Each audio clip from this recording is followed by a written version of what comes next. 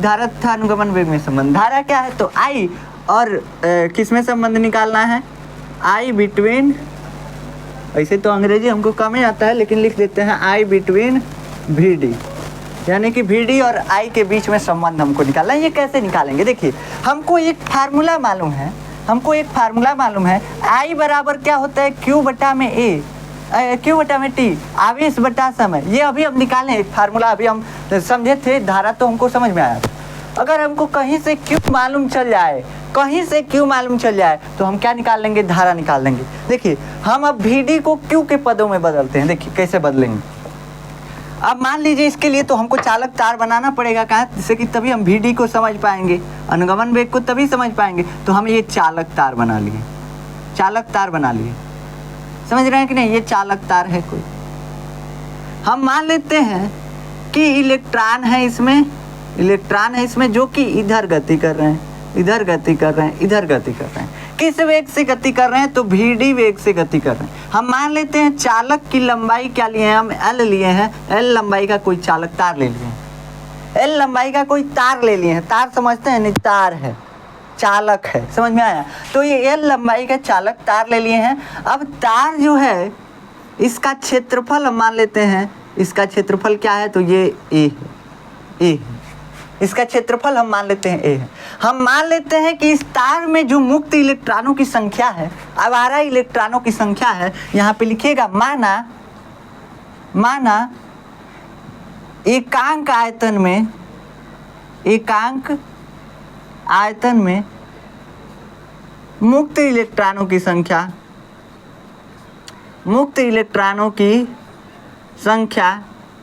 कितनी है बाबू, हम मान लेते हैं n है, हमको नहीं मालूम है कितना है।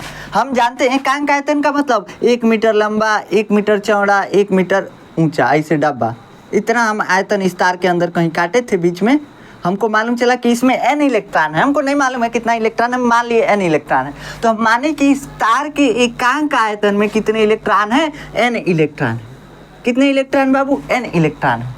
अब हम क्या करेंगे, अब हम कहेंगे कि हम t समय बाद देखते हैं कि इस क्षेत्रफल से कितने इलेक्ट्रॉन गुजर गए। तो इस क्षेत्रफल से t समय बाद जितने इलेक्ट्रॉन गुजरेंगे वही आवेश होगा, है कि नहीं। तो हम वहाँ से आवेश निकाल सकते हैं। देखिए हम कहते हैं कि t समय में हम क्या निकालते हैं, ये कितना इलेक्ट्रॉन इस क्षेत्रफल A से गुजर गया। अगर हमको ये निकालना है तो देखिए हमको क्या करना पड़ेगा। हम पहले समझते हैं कि t समय में कितना आयतन का इलेक्ट्रॉन पार कर गया। इलेक्ट्रॉन इधर गति कर रहा है कि नहीं गति कर रहा है। अब गति कर रहा है तो मान लीजिए इतना इलेक्ट्रॉन 1 सेकेंड में यहाँ पे चला गया, फिर अगले सेकेंड में यही इलेक्ट्रॉन आ गए, फिर अगले सेकेंड में यही इलेक्ट्रॉन आ गए। वही हम कह रहे हैं कि हम समझ रहे हैं कितने आयतन का इलेक्ट्रॉन t समय में इतना आगे चला गया, इस क्षेत्रफल से कितना आयतन का इलेक्ट्रॉन गुजर गया, हमको यही समझना है। देखिए हमको क्या करना है, t समय में इस क्षेत्रफल से, उस पूरे क्षेत्रफल से गुजरे इलेक्ट्रॉन की मात्रा ज्ञात करनी है। इलेक्ट्रॉन पर हमको आवेश मालूम है, E बराबर 1.6 × 10⁻⁻19। वहाँ से हम निकाल लेंगे। अगर संख्या मालूम है तो Q बराबर क्या होता है, N, यहाँ से हम निकाल लेंगे आवेश की मात्रा। तो हम कहते हैं कि t समय में हमको आवेश की मात्रा चाहिए, तो t समय में इस क्षेत्रफल से कितना आवेश गुजरा है ये मालूम चलना चाहिए। और आवेश मालूम करने के लिए हमको ये मालूम करना पड़ेगा कि कितने इलेक्ट्रॉन गुजरे हैं। तो देखो बाबू इसको हम कैसे मालूम करेंगे। हमको मालूम है कि चाल बराबर क्या होता है, चाल बराबर होता है दूरी बटा में समय। ये कहाँ पढ़े थे बाबू, नर्सरी में तो नहीं था, ये 9th क्लास में था। 9th क्लास में हम पढ़े थे, समझे थे कि नहीं। अगर आप नहीं पढ़े होंगे, कुछ और कर रहे होंगे तो भाई दिक्कत वाली बात है। देखिए अगर हमको क्या निकालना है, दूरी निकालना है कि कितने दूर इलेक्ट्रॉन चले गए। क्या निकालना है, दूरी निकालना है कि इलेक्ट्रॉन कितने दूर चलेगा। तो दूरी बराबर होता है चाल गुणे समय। अब ये हम क्यों निकाल रहे हैं दूरी, समझिए हम दूरी क्यों निकाल रहे हैं। हम समझ रहे हैं कि ये इलेक्ट्रॉन कितना दूर चलेगा।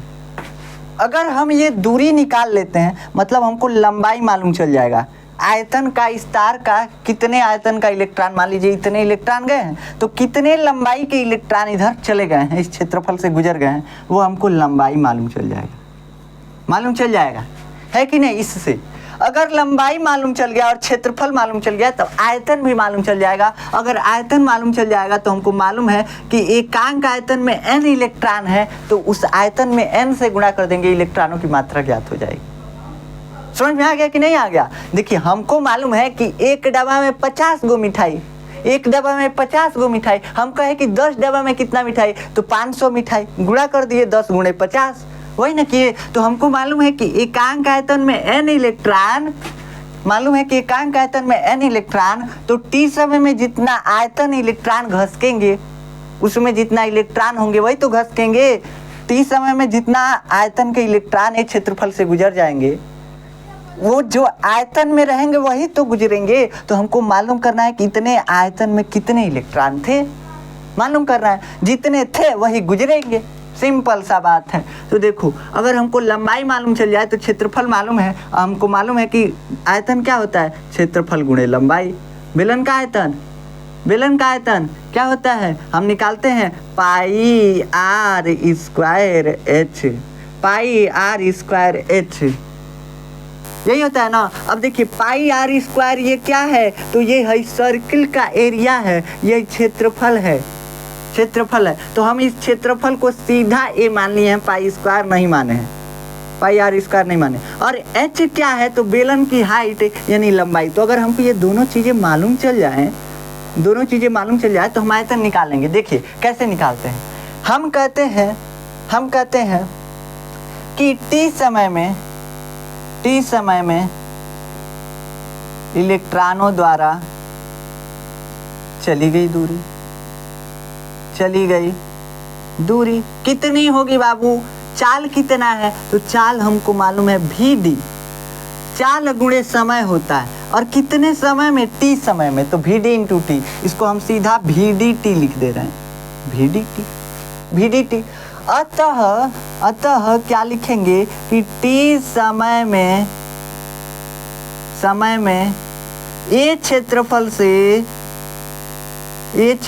से गुजरने वाले इलेक्ट्रॉनों की संख्या कितनी आ जाएगी बाबू, टी समय में एक क्षेत्रफल से कितने इलेक्ट्रॉन गुजरेंगे, आयतन, जितना आयतन में रहेंगे उतना ही। तो हमको मालूम करना है कितना आयतन है।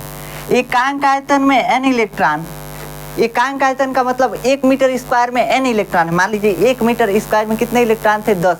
हम कहें कि 10 मीटर स्क्वायर में निकालना है, तो 10 10 में 100। वैसे ही हम कह रहे हैं कि टी समय में जितना आयतन का इलेक्ट्रॉन जा रहे हैं हमको वही मालूम करना है। तो आयतन पहले मालूम चल जाए तब तो मालूम चलेगा। तो देखिए हम आयतन निकालते हैं, आयतन क्या होगा, तो ये हमको मालूम है कि लंबाई कितना हमको मिला है, VD इंटू टी, अभी निकाले हैं ना, इलेक्ट्रॉन द्वारा चली गई दूरी VD इंटू टी, और ये क्षेत्रफल। यहाँ से हम क्या कर सकते हैं, A into VD into T, ये हमारा आयतन मालूम चल गया। AVDT ये मालूम चल गया आयतन, कितना आयतन के इलेक्ट्रॉन एक क्षेत्रफल से गुजरे हैं, तो इतने आयतन के इलेक्ट्रॉन एक क्षेत्रफल से गुजरे। हमको मालूम है एकांक आयतन में कितने इलेक्ट्रॉन थे, तो n से गुणा कर दीजिए, NAVD इंटू टी। ये क्या हो गया, इलेक्ट्रॉन जो कि t समय में गुजरे हैं, t समय में इलेक्ट्रॉन जो गुजरे हैं उनकी संख्या है। अगर हमको संख्या n मालूम चल जाता है तो हमको मालूम है Q बराबर NE, Q बराबर NE, E मतलब इलेक्ट्रॉन का आवेश, E मतलब इलेक्ट्रॉन का आवेश। तो यहाँ से हम क्या लिख सकते हैं, अतः t समय में ये क्षेत्रफल से गुजरे आवेश की मात्रा क्या हो गई बाबू, हम L यहाँ से मिटा देते हैं, L तो हम यहाँ पे निकालें VD इंटू टी, ठीक।